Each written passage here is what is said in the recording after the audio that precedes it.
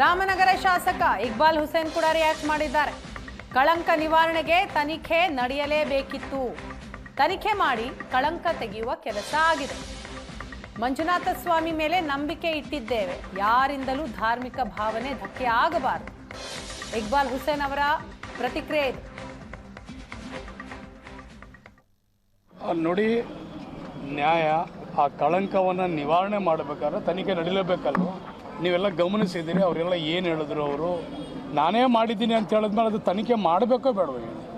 ಒಬ್ಬ judicial magistrate ಹತ್ರ ನಿಂತ್ಕೊಂಡು ನಾನೇ ಮಾಡಿದ್ದೀನಿ, ನಾನು ಕೈಯಾರೆ ಮಾಡಿದ್ದೀನಿ, ನಾನು ಕಣ್ಣಿಂದನೇ ಮಾಡಿದ್ದೀನಿ, ಇದಕ್ಕೆ ನಾನೇ ಸಾಕ್ಷಿ, ನೂರಾರು ಕೊಲೆ ಆಗಿದೆ ಅಂತ ಹೇಳಿದ್ಮೇಲೆ ಆ ಧರ್ಮಸ್ಥಳದ ಪವಿತ್ರತೆ ನಾವು ಕಾಪಾಡಬೇಕಾದ ನಮ್ಮ ಧರ್ಮನೋ ಬೇಡ.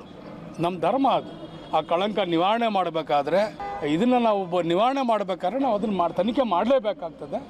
ಸೊ ಅದಕ್ಕೆ ಸೂಕ್ತವಾದಂಥ ಕ್ರಮ ಸರ್ಕಾರ ತಗೊಂಡಿದ್ದು. ಕಾಂಗ್ರೆಸ್ ಪಕ್ಷ, ಮಾನ್ಯ ಮುಖ್ಯಮಂತ್ರಿಯವರು ಮತ್ತು ಗೃಹ ಮಂತ್ರಿಯವರು ಭಾಳ ದೀರ್ಘವಾಗಿ ಆಲೋಚನೆ ಮಾಡಿ SIT ರಚನೆ ಮಾಡಿ ತನಿಖೆಯನ್ನು ಮಾಡಿಸಿದ್ದಾರೆ. ಇದರಲ್ಲಿ ಏನೂ ಉರುಳಿಲ್ಲ ಅಂತ ಹೇಳಿದ್ಮೇಲೆ ಅದ್ರ ಕಾಪಾಡಬೇಕಾಗ್ತದೆ. ನಾವು ತನಿಖೆ ಮಾಡಿದೆ ಅದನ್ನು ಕಳಂಕ ತೆಗೆಯೋದು ಹಂಗೆ, ಆ ಕಳಂಕ ಹಂಗೆ ಉಳ್ಕೊಳ್ಳುತ್ತಲ್ಲ. ಸೊ ಅದನ್ನು ಮಾಡಿದ್ದಾರೆ. ನೋಡಿದ್ರಲ್ಲಿ ಯಾರು ಷಡ್ಯಂತ್ರನೂ ಇಲ್ಲ.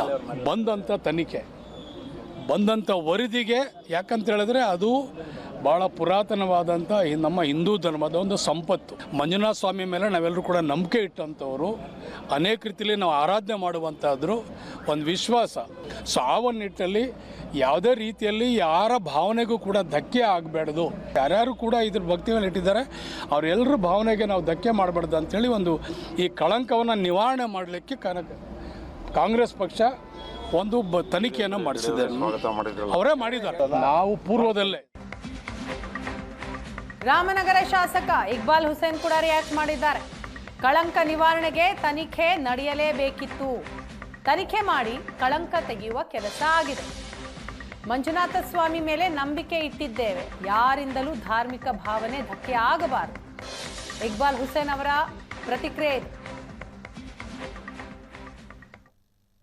ನೋಡಿ, ನ್ಯಾಯ ಆ ಕಳಂಕವನ್ನು ನಿವಾರಣೆ ಮಾಡಬೇಕಾದ್ರೆ ತನಿಖೆ ನಡೀಲೇಬೇಕಲ್ವ.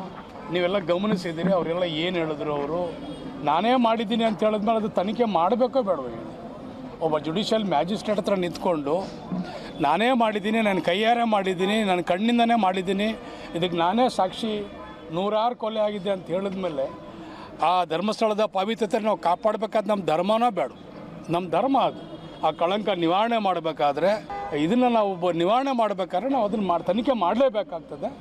ಸೊ ಅದಕ್ಕೆ ಸೂಕ್ತವಾದಂಥ ಕ್ರಮ ಸರ್ಕಾರ ತಗೊಂಡಿದ್ದು. ಕಾಂಗ್ರೆಸ್ ಪಕ್ಷ, ಮಾನ್ಯ ಮುಖ್ಯಮಂತ್ರಿಯವರು ಮತ್ತು ಗೃಹ ಮಂತ್ರಿಯವರು ಭಾಳ ದೀರ್ಘವಾಗಿ ಆಲೋಚನೆ ಮಾಡಿ SIT ರಚನೆ ಮಾಡಿ ತನಿಖೆಯನ್ನು ಮಾಡಿಸಿದ್ದಾರೆ. ಇದರಲ್ಲಿ ಏನೂ ಉರುಳಿಲ್ಲ ಅಂತ ಹೇಳಿದ್ಮೇಲೆ ಅದ್ರ ಕಾಪಾಡಬೇಕಾಗ್ತದೆ. ನಾವು ತನಿಖೆ ಮಾಡಿದೆ ಅದನ್ನು ಕಳಂಕ ತೆಗೆಯೋದು ಹಂಗೆ, ಆ ಕಳಂಕ ಹಂಗೆ ಉಳ್ಕೊಳ್ಳುತ್ತಲ್ಲ. ಸೊ ಅದನ್ನು ಮಾಡಿದ್ದಾರೆ. ನೋಡಿದ್ರಲ್ಲಿ ಯಾರು ಷಡ್ಯಂತ್ರನೂ ಇಲ್ಲ. ಬಂದಂಥ ತನಿಖೆ, ಬಂದಂಥ ವರದಿಗೆ, ಯಾಕಂತ ಹೇಳಿದ್ರೆ ಅದು ಭಾಳ ಪುರಾತನವಾದಂಥ ನಮ್ಮ ಹಿಂದೂ ಧರ್ಮದ ಒಂದು ಸಂಪತ್ತು. ಮಂಜುನಾಥ ಸ್ವಾಮಿ ಮೇಲೆ ನಾವೆಲ್ಲರೂ ಕೂಡ ನಂಬಿಕೆ ಇಟ್ಟಂಥವ್ರು, ಅನೇಕ ರೀತಿಯಲ್ಲಿ ನಾವು ಆರಾಧನೆ ಮಾಡುವಂಥದ್ರು ಒಂದು ವಿಶ್ವಾಸ. ಸೊ ಆ ಒಂದು ನಿಟ್ಟಲ್ಲಿ ಯಾವುದೇ ರೀತಿಯಲ್ಲಿ ಯಾರ ಭಾವನೆಗೂ ಕೂಡ ಧಕ್ಕೆ ಆಗಬೇಡ್ದು. ಯಾರ್ಯಾರು ಕೂಡ ಇದ್ರ ಭಕ್ತಿಯನ್ನು ಇಟ್ಟಿದ್ದಾರೆ ಅವರೆಲ್ಲರ ಭಾವನೆಗೆ ನಾವು ಧಕ್ಕೆ ಮಾಡಬಾರ್ದು ಅಂಥೇಳಿ ಒಂದು ಈ ಕಳಂಕವನ್ನು ನಿವಾರಣೆ ಮಾಡಲಿಕ್ಕೆ ಕಾಂಗ್ರೆಸ್ ಪಕ್ಷ ಒಂದು ತನಿಖೆಯನ್ನು ಮಾಡಿಸಿದ್ದಾರೆ. ಅವರೇ ಮಾಡಿದ್ದಾರೆ. ನಾವು ಪೂರ್ವದಲ್ಲೇ.